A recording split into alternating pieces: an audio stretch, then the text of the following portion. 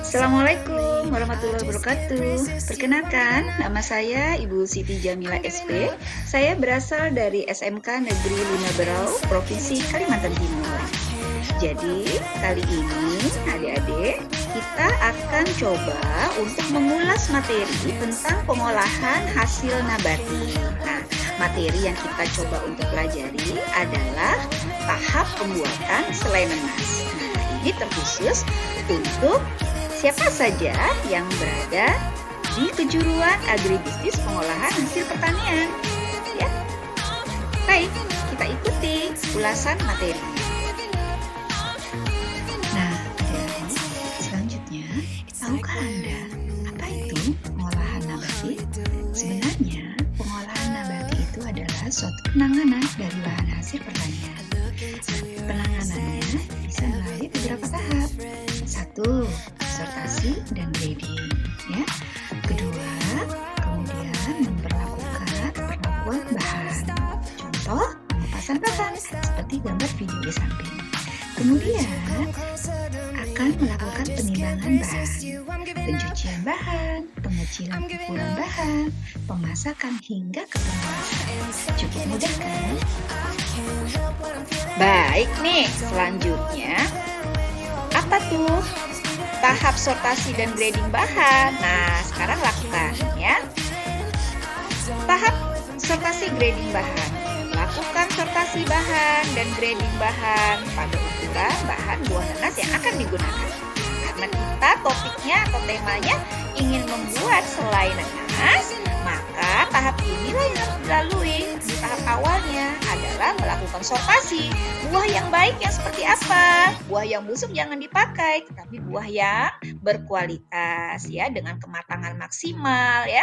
Jadi harus dalam kondisi buah yang telah masak fisiologis. Masak fisiologis itu ditandai dengan apa nih, Bu? Ditandai dengan aroma nanas yang harum. Mata-mata tunasnya telah tumpul, mahkota buahnya juga telah mengucur dan warna buah mulai ada warna kuning. Semoga bisa dipahami nih bagaimana melakukan sortasi dan grading. Bagaimana dengan tahap selanjutnya setelah kita melakukan pensortiran bahan ya untuk buah nanas? Bagaimana untuk grading? Sebenarnya dalam tahap pengolahan selai, fase grading itu diperlukan biasanya dalam fase penjualan. Jadi kita wajib untuk melakukan grade tentang ukuran buah ya. Buah yang lebih besar biasanya lebih mahal, buah yang lebih kecil biasanya lebih murah. Nah, di dalam pengolahan selai nanas yang kita prioritaskan itu adalah fase sortasinya. Bahannya yang berkualitas loh yang digunakan ya, yang telah matang secara maksimal. Seperti itu. Bisa dipahami ya? Baik, tahap selanjutnya dalam tahap proses pembuatan selai nanas adalah tahap pengecilan ukuran bahan untuk buah nanas. Tadi kita telah kupas tuh bagaimana tahap sortasi dan grading suatu bahan yang akan bisa digunakan untuk menjadi bahan baku dalam pembuatan selai nanas. Bagaimana dengan tahap pengecilan ini? Nah, tahap satunya adalah tugas yang harus dilakukan sebagai seorang yang akan melakukan pengolahan dalam selai. Untuk selai nanasnya adalah potong buah dalam bentuk daging. Ya, kondisi buahnya harus sudah bersih.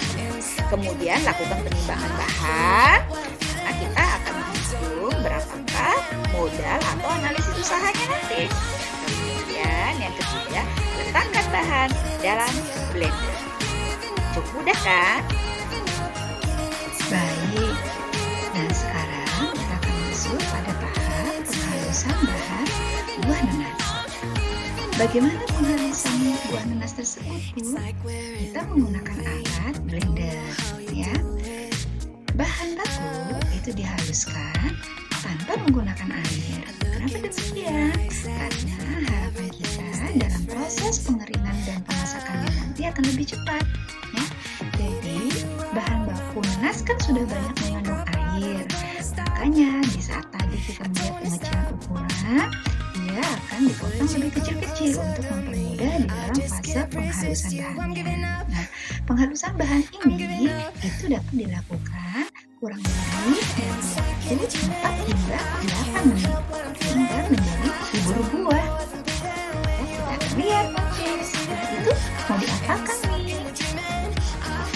Nah, adik-adik, sekarang tiba saatnya kita masuk pada fase finishing, yaitu tahap pemasakan bahan. Ya.